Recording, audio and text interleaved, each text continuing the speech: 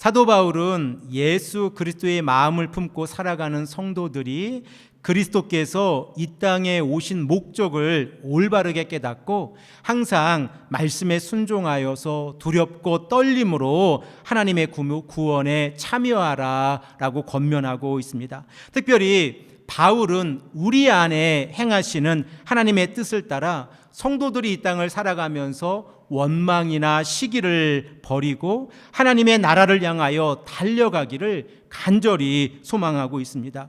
이 일을 위해서 바울은 자신의 삶을 드리기를 헌신하고 있고 자신의 삶을 피의 제사로 상징이 되어지는 전제로 드려서 하나님께 드리고 빌립보 교회에 복음을 증거하기를 원하고 있습니다. 그러므로 바울은 자신이 비록 감옥에 갇혀 있지만 빌립보 교회 성도들이 슬퍼하거나 낙심하지 아니하고 하나님 앞에서 기뻐하는 삶을 살아가기를 간절히 원하고 있습니다.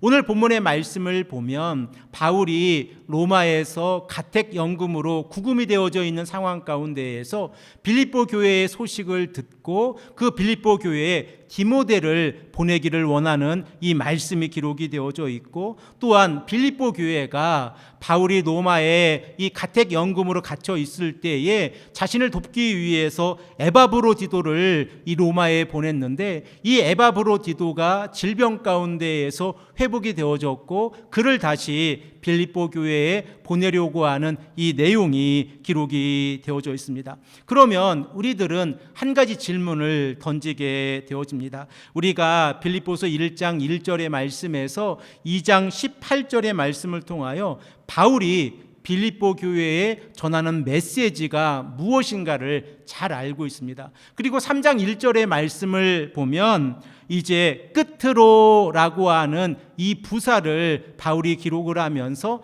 3장의 말씀부터 빌립보 교회를 향한 이 결론의 메시지가 기록이 되어져 있습니다. 그러므로 우리들은 1장에서 2장 18절의 말씀, 그리고 3장 1절에서 마지막 절까지의 말씀, 그 중간에 디모데를 보내는 이 일과 에바브로디도에 관련된 그 내용이 기록이 되어져 있다는 사실을 깨닫게 되어집니다. 그리고 바울은 어떠한 목적을 가지고 이 디모데와 에바브로디도에 관련된 내용을 오늘 본문 말씀 2장 19절에서 30절에 기록하고 있는지를 생각해 보아야 하는데, 우리들이 빌립보서 1장에서 2장 18절의 말씀을 통하여 생각해 본 바와 같이 하나님께서 사도 바울을 통하여 전하시는 이 메시지의 핵심은 복음에 합당한 삶을 살아가는 자들, 곧 그리스도 예수의 마음을 품고 살아가는 자들의 모습입니다. 그리고 바울이 디모데와 에바브로디도에 관하여 언급함으로 인하여 이 두 사람이 복음에 합당한 삶을 살아가고 있고, 그리고 이 두 사람이 예수 그리스도의 마음을 품고 하나님 앞에서 신앙생활을 하고 있다는 사실을 우리가 깨닫게 되어집니다. 그러므로 바울은 이 두 사람을 예로 모델로 제시해서 복음에 합당한 삶을 살아가는 자들의 모습이 어떠한지, 그리고 그 길을 걸어가는 자들이 어떠한 각오 가운데에서 살아가고 있는지에 대해서 우리에게 말씀을 하고 있습니다. 먼저 2장 19절에서 24절의 말씀을 보면 디모데에 관련돼서 우리에게 말씀하고 있습니다. 여러분들은 디모데의 이름의 뜻을 알고 계십니까? 영어적인 표현으로는 티모티이고, 우리가 이 디모데라고 하는 이 헬라식 이름을 헬라어 발음으로 그대로 읽어보면 티모세우스라고 읽게 되어집니다. 그러면 이 티모세우스라고 하는 그 의미가 어떠한 의미인지를 우리가 이 시간에 잠시 생각을 해보기를 원하는데, 디모데라고 하는 이 이름은 하나의 동사와 명사가 결합이 되어져서 만들어진 이름입니다. 그 먼저 동사의 의미는 이 티마오라고 하는 동사를 사용했는데, 그 티마오라고 하는 동사는 높이다, 존경하다, 영광을 돌리다라는 의미를 가지고 있습니다. 그리고 티모세우스에서 이 세우스라고 하는 이 단어가 헬라어로 하나님을 의미합니다. 그러면 이제 높이다, 존경하다라는 동사의 목적어로 하나님을 결합을 시키면 디모데의 이름의 의미를 우리가 깨닫게 되어지는데, 디모데의 이름의 의미는 하나님을 높이다, 하나님을 경외하다라는 의미를 가지고 있습니다. 우리가 잘 알고 있듯이 디모데는 헬라인 아버지와 그리고 유대인 어머니인 유니게 사이에서 태어났고, 이 유니게의 어머니 곧 디모데의 외할머니가 로이스인데, 이 로이스의 신앙의 근거에서 디모데가 성장이 되어졌다라고 하는 사실을 우리가 깨닫게 되어집니다. 그리고 이 디모데는 루스드라 사람입니다. 이렇게 디모데가 말씀 앞에서 성장하게 되었을 때에 그는 바울에 의해서 유대인들을 전도하기 위해서 할례를 받게 되어졌고, 바울의 동역자로서 이 땅에서의 삶을 살아가게 되었습니다. 그리고 바울이 13편의 서신서를 기록하고 있는데, 그곳에서 6편의 서신서 가운데에서 공동의 저자로 그 이름을 올리고 있는 사람이 바로 디모데입니다. 그리고 이 디모데는 바울에 의해서 데살로니가 지역에, 그리고 고린도 지역에, 그리고 마게도니아 지역에 파송을 받았습니다. 그리고 바울은 디모데를 이 마게도니아 지역의 빌립보에 다시 보내기를 원하고 있다는 사실을 우리가 깨닫게 되어집니다. 바울이 가택연금에 있는 상황 가운데에서 자신이 직접 빌립보 교회에 가볼 수 없는 상황 가운데에서 이 빌립보 교회에 디모데를 보낸다고 하면 그 마음이 어떠하고, 그리고 디모데를 보냄으로 인하여 바울이 얻고자 하는 그 목적이 무엇인가를 우리가 말씀을 통하여 생각을 해보기를 원합니다. 우리 시간에 본문 19절 20절의 말씀을 한 목소리로 읽겠습니다. 내가 디모데를 속히 너희에게 보내기를 주 안에서 바람은 너희의 사정을 알므로 안위를 받으려 함이니, 이는 뜻을 같이하여 너희 사정을 진실히 생각할 자가 이밖에 내게 없음이라. 사랑하는 성도 여러분, 지금 바울은 에바브로디도를 통하여 빌립보 교회의 소식들을 듣고 있습니다. 그리고 바울은 디모데를 빌립보 교회에 보내서 그들이 처해져 있는 이 바울의 대적자들에 관한 이 상황을 다시 한번 잘 알기를 원하고 있습니다. 그리고 이 디모데를 통하여 다시 자신에게 들려오는 이 소식을 통하여 안위를 받고자 함이라 라고 말씀을 하고 있습니다. 우리가 안위라고 하는 이 헬라어 동사의 의미를 생각을 해보면 영혼에 좋은 것을 받다라고 하는 기본적인 의미를 가지고 있습니다. 그러므로 바울이 안위를 받겠다라고 하는 그 의미를 우리가 생각을 해보면, 디모데가 빌립보 교회 지역에 가서 그 지역에 처해져 있는 문제를 다시 한번 파악을 하고 예수 그리스도의 마음을 품고 그 빌립보 교회에 권면하고, 그리고 복음에 합당한 삶을 살아가는 것이 어떠한 삶인가를 그들에게 다시 한번 말씀할 수 있다는 그 기회를 가지게 되어진다는 것을 우리가 깨닫게 되어집니다. 그리고 바울은 디모데가 가지고 있는 성품에 관하여 21절, 22절의 말씀에 우리에게 말씀하고 있는데, 이 말씀도 우리가 함께 읽겠습니다. 그들이 다 자기 일을 구하고 그리스도 예수의 일을 구하지 아니하되 디모데의 연단을 너희가 안 하니 자식이 아버지에게 함같이 나와 함께 복음을 위하여 수고하였느니라. 바울은 디모데 위에 다른 부류의 사람과 비교해서 디모데를 설명하고 있는데, 디모데의 모습과 다른 사람들의 모습에 구분이 되어지는 것은, 다른 사람들은 모두 다 자신의 목적을 가지고 교회를 바라보고 있고, 그리고 빌립보 교회의 그 상황을 설명하고 있다는 것입니다. 그런데 디모데는 어떠한 입장을 가지고 빌립보 교회를 바라보고 있습니까? 바로 예수의 일, 곧 복음을 위해서 빌립보 교회를 바라보고 있고, 그리고 빌립보 교회를 향한 디모데의 마음, 그리고 디모데의 성품이 연단이라고 하는 이 단어로 설명이 되어져 있습니다.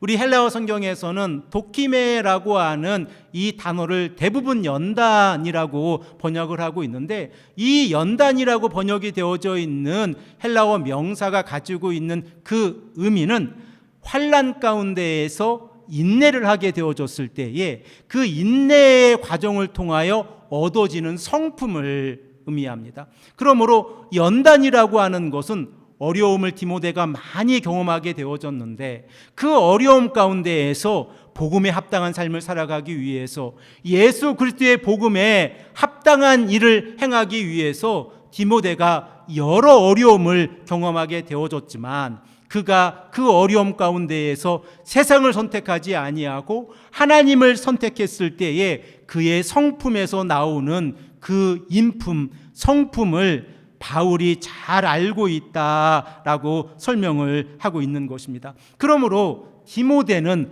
복음에 집중되어져 있는 사람이라는 것을 우리가 깨닫게 되었습니다. 이러한 시각은 우리가 이 땅을 살아가는 우리들에게도 동일하게 요구되어집니다. 우리들도 이 땅을 살아가다 보면 교회를 섬기고 말씀에 순종하며 나아갈 때에 교회를 자신의 시선으로 바라볼 때도 있습니다. 그러나 교회는 하나님의 시선으로 바라보아야 하고, 교회는 예수 그리스도의 복음의 시선으로 바라보아야 되고, 교회는 예수 그리스도의 복음을 증거하기 위해서 우리가 함께 손잡고 나아가는 공동체라는 사실을 우리가 믿음으로 고백하며 나아가야 한다는 사실입니다. 이렇게 하나님의 시선으로, 예수 그리스도의 시선으로 디모데가 빌립보 교회를 바라보았을 때에 바울은 이 디모데가 빌립보 교회가 가지고 있는 문제를 잘 해결할 수 있을 것이다 라고 믿고 있습니다.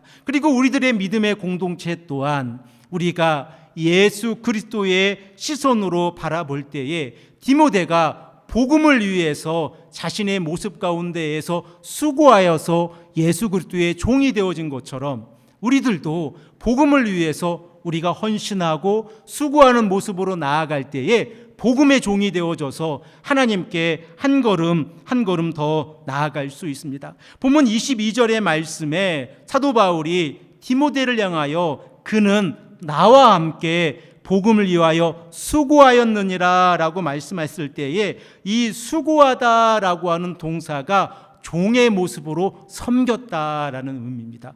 종이 주인의 뜻을 따라 움직이지 않습니까? 그러면 디모데를 움직이고 있는 힘은 무엇입니까? 바로 복음입니다. 그리고 그 복음을 위해서 디모데는 이 여러 가지 어려움 가운데에서, 환난 가운데에서 인내하며 자신의 성품이 예수 그리스도의 복음에 합당한 삶을 살아갈 수 있도록 헌신하고 노력하고 있다고 하는 사실입니다. 이러한 모습이 로마서 14장 8절에서 사도 바울이 자신의 믿음, 자신의 신앙을 고백하는 모습과 동일하다는 생각을 제가 하게 되었습니다. 우리 다 함께 로마서 14장 8절의 말씀을 한 목소리로 읽겠습니다.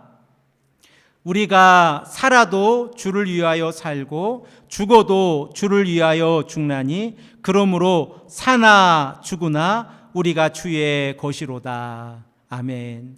사랑하는 성도 여러분, 우리들의 모습은 어떠합니까?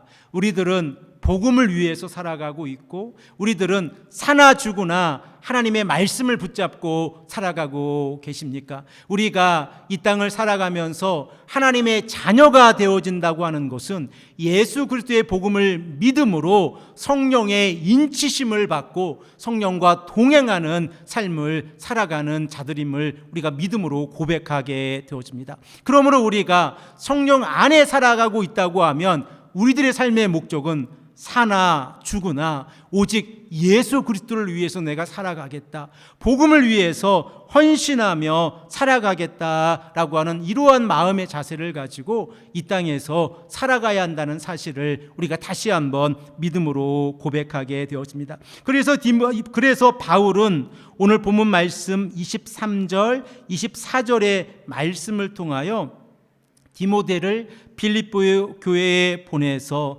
그를 통하여 하나님의 놀라운 역사가 일어나기를 간절히 소망하고 있습니다. 또한 바울도 자신이 지금 로마의 가택연금에 갇혀 있지만 이 자리에서 풀려나서 빌립보 지역에 가서 이 빌립보 교회의 상황을 다시 한번 듣고 그들에게 말씀을 권면하기를 소망하고 있습니다. 우리 다 함께 23절, 24절의 말씀을 읽겠습니다. 그러므로 내가 내 일이 어떻게 될지를 보아서 곧 이 사람을 보내기를 바라고 나도 속히 가게 될 것을 주 안에서 확신하노라. 바울의 소망은 이루어지지 아니하였지만 바울은 빌립보 교회를 사랑하고 있었고 바울이 하나님 앞에서 복음에 순종하고 그 길을 따라가면서 하나님 앞에서 죽음을 맞이하였지만 그는 빌립보 교회를 사랑하고 있었습니다. 그러므로 바울이 빌립보 교회에 디모데를 보냄으로 인하여 하나님의 사랑을 전하기를 원했고 빌립보 교회가 복음 위에 바르게 서가기를 원하고 있었습니다. 오늘의 본문 말씀 후반부인 25절에서 30절의 말씀을 보면 에바브로디도에 관련된 내용이 기록되어져 있습니다. 에바브로디도라고 하는 이 이름의 뜻은 매력이 있는 사람, 그리고 사랑스러운 사람이라는 의미를 가지고 있는데 1세기에 아주 그냥 평범한 이름이었습니다. 그러나 에바브로디도가 이렇게 바울의 서신서 곧 빌립보서에 기록되어지고 있는 이유는 그가 복음에 합당한 삶을 살아가고 있었기 때문에 그렇습니다. 에바브로디도는 바울이 로마의 가택연금에 갇혀 있다는 소식을 듣고 난 이후에 빌립보 교회에서 파송한 인물입니다. 그러므로 빌립보서 4장 18절의 말씀을 보면 에바브로디도를 통하여 바울이 많은 것을 받았다, 풍족하게 받았다라는 사실을 우리에게 말씀하고 있는데 이 내용도 우리가 한 목소리로 읽겠습니다. 내게는 모든 것이 있고 또 풍부한지라 에바브로디도 편에 너희가 준 것을 받음으로 내가 풍족하니 이는 받으실 만한 향기로운 제물이요 하나님을 기쁘시게 한 것이라.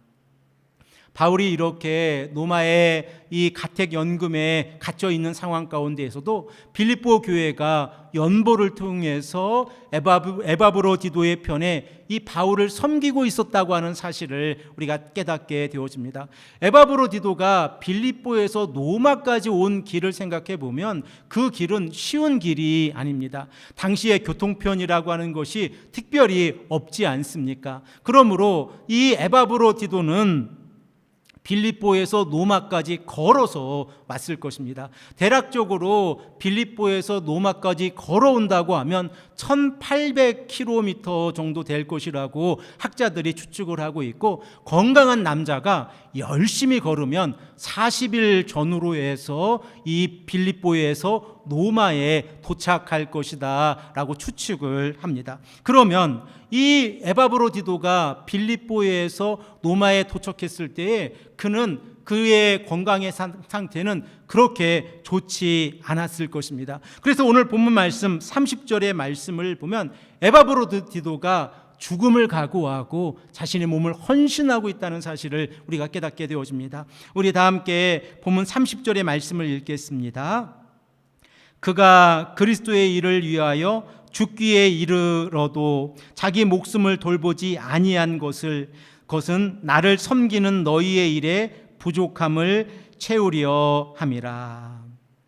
에바브로디도는 헌신된 마음으로 바울을 섬기고자 하는 마음으로 예수 그리스도의 복음을 위해서 섬기고자 하는 마음으로 빌립보 지역에서 이 로마까지 왔습니다. 그러나 에바브로디도는 우리가 정확하게 그가 어떠한 병을 알고 있었는지를 알지는 못하지만 그의 이 몸 가운데에서 죽음을 경험할 것만큼 어려움을 경험하게 되어졌습니다. 그러나 하나님께서 에바브로디도에게 긍휼을 베풀어 주셔서 그가 다시 살아났고, 바울은 에바브로디도를 다시 빌립보에 보내기를 원하고 있습니다. 우리 본문 말씀 27절과 28절의 말씀을 한 목소리로 읽겠습니다. 그가 병들어 죽게 되었으나 하나님이 그를 긍휼히 여기셨고, 그뿐 아니라 또 나를 긍휼히 여기사 내 근심 위에 근심을 면하게 하셨느니라.